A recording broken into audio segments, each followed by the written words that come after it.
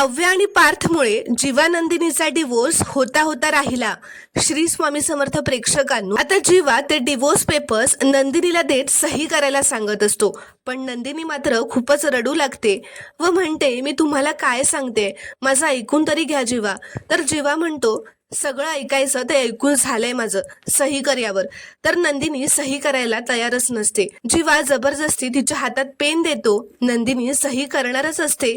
तेवढ्यात आता नंदिनीला पार्थचा फोन येतो. नंदिनी फोन उचलते तेव्हा ती जे काही ऐकते त्याने तिला धक्काच बसतो. ती फोनवरच असं म्हणते, काय पार्थ?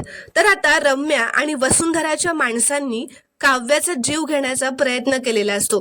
तिच्या डोक्यात दांड्याने वार केल्याने काव्य आता कोमात गेलेली असते. त्यामुळे आता जीवा आणि नंदिनीचा डिवोर्स होता होता राहिलेला असतो. ते आपल्याला पुढील भागात पाहायला मिळेल.